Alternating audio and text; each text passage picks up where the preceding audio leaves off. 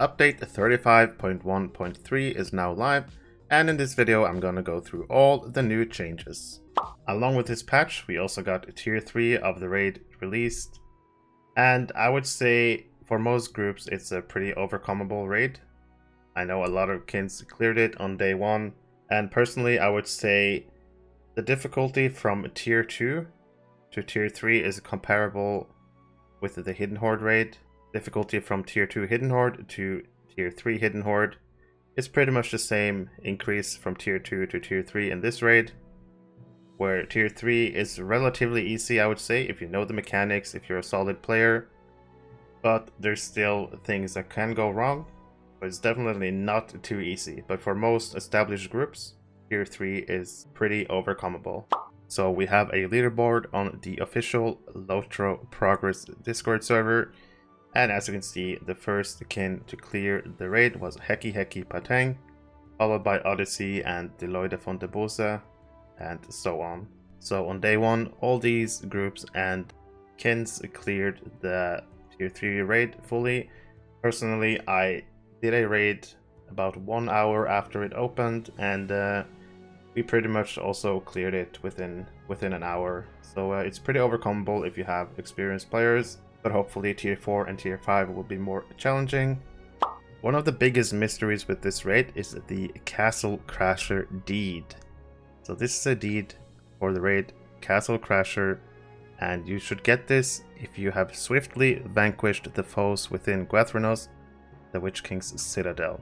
So I know most groups that cleared it did it between like 50 and 60 minutes, and people are speculating, is this deed actually like 45 minutes? You have to speedrun it like that? Or do you actually have to kill all the ads in the castle? On the deed itself it says, swiftly complete Gwathrenost, the Witch King's Citadel on Tier 3 or higher after entering Gwathrenost. So completing the raid swiftly should indicate that you just have to kill the bosses like a speedrun challenge. But I'm kind of thinking it might be that you have to kill all the ads as well. They're talking about the Iron Crown, and on this deed it says you have swiftly vanquished the foes within Gwathrenost. So the foes could mean all the ads. It could also mean just the bosses. So it's going to be interesting to see if people will go for the speedrun deeds, if someone will try to run it really fast, or if someone will try to kill everything. And maybe you have to kill everything and then complete it within 1 hour. That's something people are speculating. Some people are speculating that the deed is not in the game yet. But in any case, I think this is a really good addition to a raid, putting like a speedrun challenge for a nice little title. It's going to be interesting to see who the first Gyn will be to clear this deed and get the Castle Crasher titles. The Might Healing set bonus from the Might Healing set jewelry from Karn Doom was mistakenly proccing 5% outgoing healing modifier. This has now been fixed in the live game. The proc is now 10% outgoing healing modifier.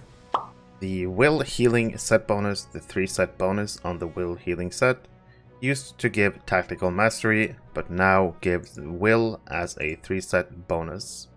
The Will support set, the Humming set, originally had attacks have a 5% chance to increase all skill inductions of your target by 5%. This has now been increased to 25% on the live game. The Karn Doom Agility support set originally had attacks have a 5% chance to reduce the attack speed of your enemy by 5%. This 5% has been increased to now be a 20% attack speed debuff on your target. We had an update to some of the icons on the 3-man's earrings, so they more accurately reflect what they're doing. But don't worry, this time around none of the stats changed, only the icons. Radoric's Immaculate Stickpin of Ancient Wisdom now correctly has Fate as a stat, compared to before where it had no fate, just vitality and will.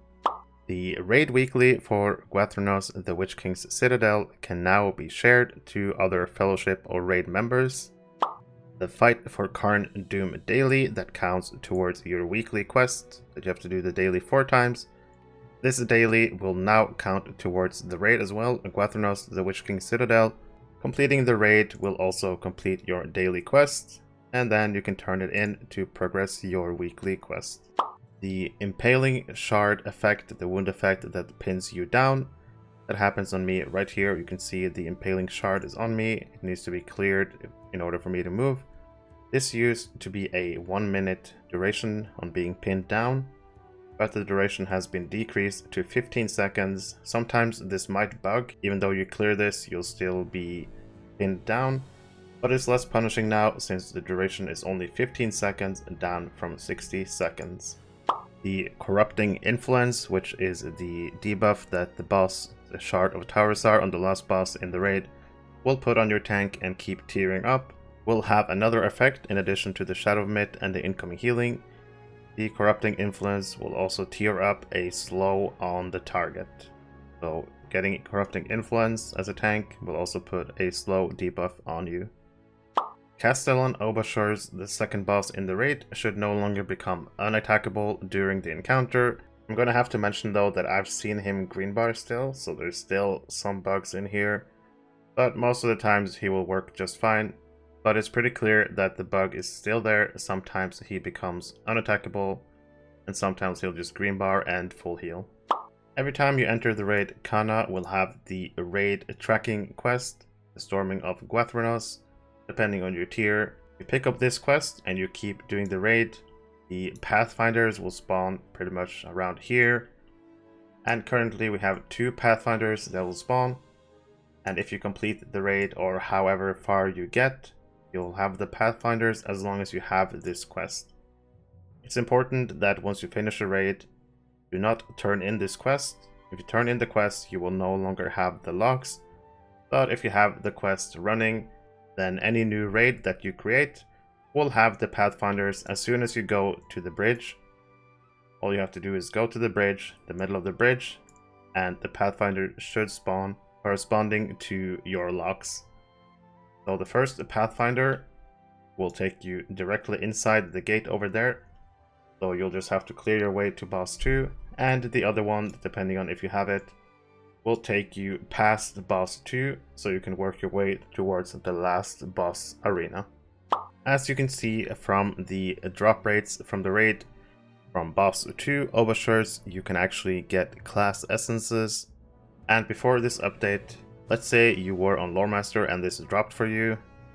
Even if you sent it to a different class, it would still be Loremaster essences in it. This has now been fixed as long as you don't open this essence box. If you, for example, go on your Loremaster, you get this box and then you send it to your champion.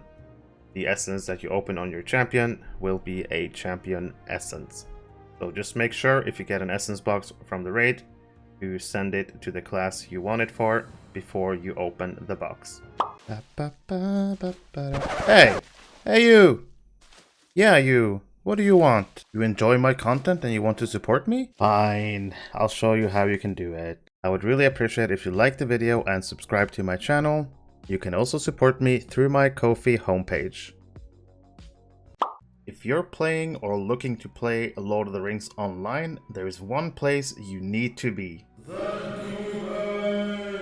The Ghyniverse is a Discord server created for the community of the players of Lord of the Rings Online. The server is getting close to 7,000 members, and in this server you'll find tons of helpful information. There's monthly giveaways, easy access to patch notes, you can keep up with my YouTube videos, my streams. If you're a streamer, you can ask for the streamer role and you can announce your streams in the other stream channel. There are discussion channels for pretty much everything, every class, monster players. But the best thing about this server is probably the Gearing Resources tab, where you can find anything from trait lines for every class, every build. There are stat goals, where you can find out what stats you should aim for on your characters. Really helpful information about drop rates from instances, as well as screenshot from all the new loot that appears in the game. If you enjoy LOTRO, you should definitely consider joining this server, and hopefully I'll see you in Middle-earth.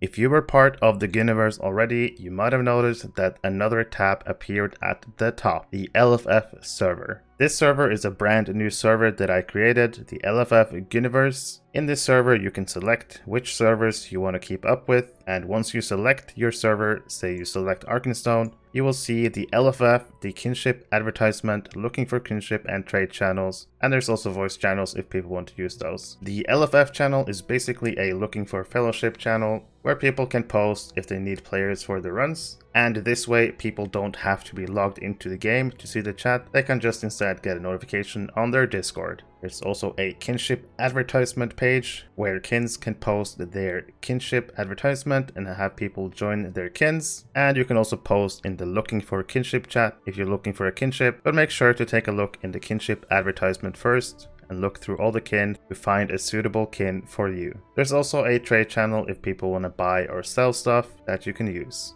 Hopefully you'll consider joining this server to bring the community even more together, not just in the game, but also outside of the game.